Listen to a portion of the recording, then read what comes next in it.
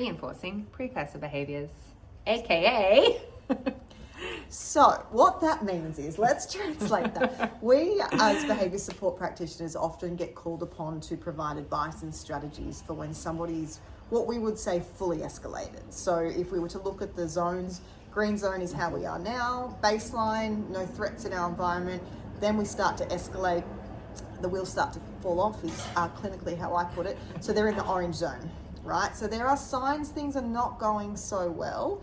Then if the requisite support isn't provided at the orange zone, someone will continue to escalate to the red zone. So if we just use those colours, it tends to stick with people.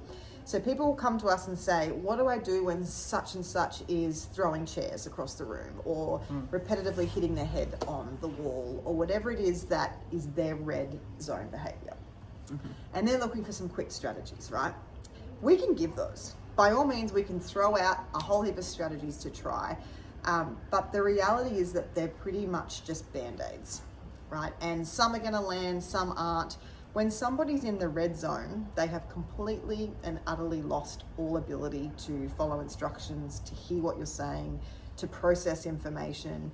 Think of the brain. So that's how I always like to do it, is if we think about our old brain, our reptile brain, that's right down here. That's our fight or fright. That's protecting us, right? And then we wrap our prefrontal cortex, our new brain, all the way over the top. And when we're in the red zone, this is all gone. All of our reasoning is gone. All of our ability to problem solve, to be rational is gone. We are in fight or flight and our old brain is online and we're pretty much not responding to anything around redirection. Our body is just trying to keep us safe, however that looks for us in that moment. And that actually hasn't evolved since we were cavemen, that part of the brain. So yes, let's pretend we're all reptiles at that point. So what we're missing when we talk about strategies for the red zone is that we have missed so much context sitting around that. So we want to stay in the green zone, right? As much as humanly possible. That's not all day, every day, because we all have different experiences and different things, right? So we want strategies to be implemented in the green zone to stay there as much as possible. We will at times escalate by virtue of just human experience. When somebody's in the orange zone, that's usually when we're going to start to see a lot of behaviour support strategies being highly effective. Because yes, we're starting to see cortisol and adrenaline and the stress hormones increase in the system, but probably not enough that the person has completely lost the ability to rationalize, right? So in the orange zone, we can try a whole heap of different things. That's when we want to equip you with what we would call like a toolkit to call upon. Yeah, that one didn't work today. That's okay. I've got a backup idea for what I'm going to do. Yeah.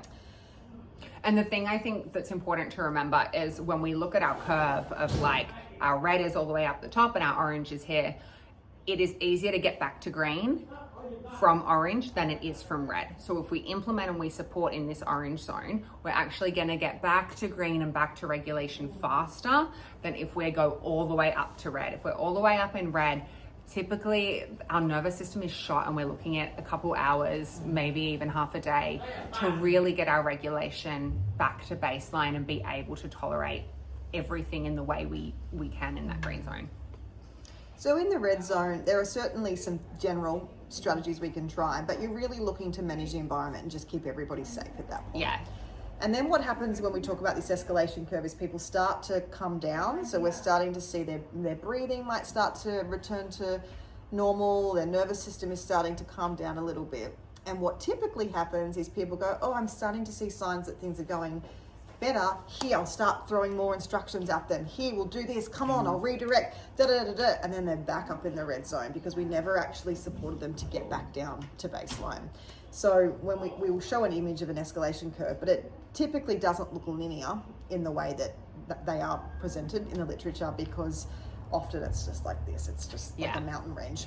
And I think that highlighting that is probably one of the biggest things that I see as a behavior support practitioner, is that we get back, they're in the orange and people in the environment are like, okay, they're fine, let's go again. And then we're right back up to red because they haven't fully calmed down. And it's about really making sure that we know what that green zone looks like. It's not just the turning off of the red zone behaviors.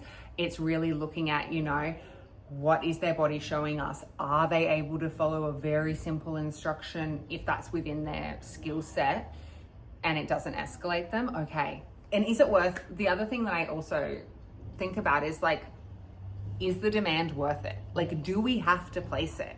If it's for safety, sure, absolutely.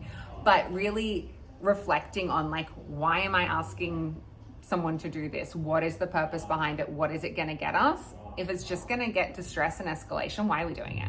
They're clearly having a tough time. The question is, what can I do to facilitate today just being a really calm, low stimulation, low instruction environment for them, to get them back to the orange zone and then the green zone.